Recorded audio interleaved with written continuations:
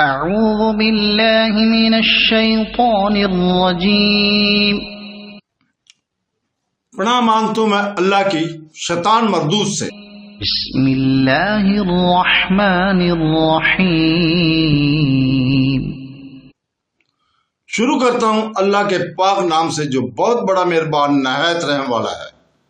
یا ایہا الذین آمنوا ادخلوا فی السلم کافہ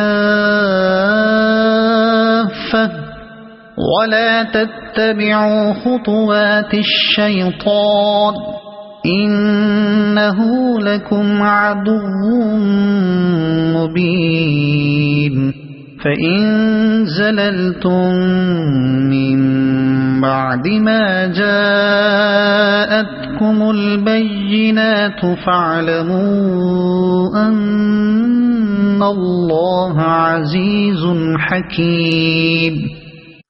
ایمان والو، اسلام میں پورے داخل ہو جاؤ اور شیطان کے قدموں کی تابعداری نہ کرو، وہ تمہارا کھلا دشمن ہے۔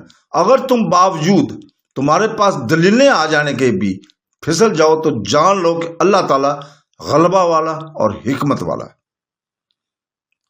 اس آیت میں اللہ تعالیٰ کے احکام کو ماننا اسلام ہے۔ اللہ تعالیٰ اپنے اوپر ایمان لانے والوں اور اپنے نبی کی تصدیق کرنے والوں سے ارشاد فرماتا ہے کہ وہ تمام احکام کو بجا لائیں، تمام ممنوعات سے بچ جائیں، کامل شریعت پر عمل کریں۔ سلم سے مراد اسلام ہے، اطاعت اور صلہ جوئی میں مراد ہے۔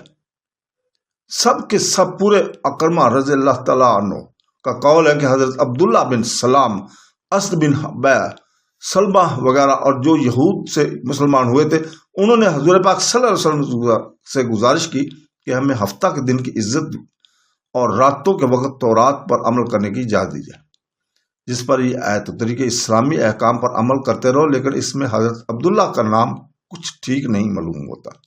وہ اعلیٰ درجے کے عالم تھے اور پورے مسلمان تھے۔ انہی کامل طور پر معلوم تھا کہ ہفتہ کے دن کی عزت منسوخ ہو چکی ہے، اس کی بجائے اسلامی عید جمعہ کے دن کو مقرر ہو چکی ہے۔ پھر ناممکن ہے کہ وہ ایسی خواہش میں اداروں اوروں کے ساتھ دیں۔ بعض مفسرین نے کافتہ کو حال کہا ہے، یعنی تم سب کے سب اسلام میں داخل ہو جائے، لیکن پہلی بات زیادہ صحیح ہے، یعنی اپنی طاقت بھر اسلام کے تمام احکام کو مانو۔ حضرت ابن عباس رضی اللہ تعالیٰ کا بیان ہے کہ بعض اہل کتاب باوجود ایمان لانے کے تورات کے بعض حکام پر جمع ہوئے تھے۔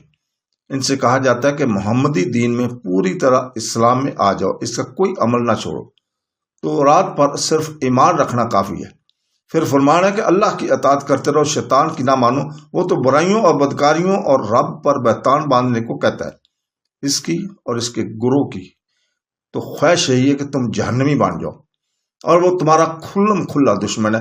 اگر تم دلائل معلوم کرنے کے بعد بھی حق سے ہٹ جاؤ تو جان رکھو کہ رب بھی بدلہ لینے میں غالب ہے، نہ اس سے کوئی بھاگ کر بچ سکے اور نہ اس پر کوئی غالب آ سکے، اور اپنے احکام کے جاری کرنے میں حکمتوں والا ہے۔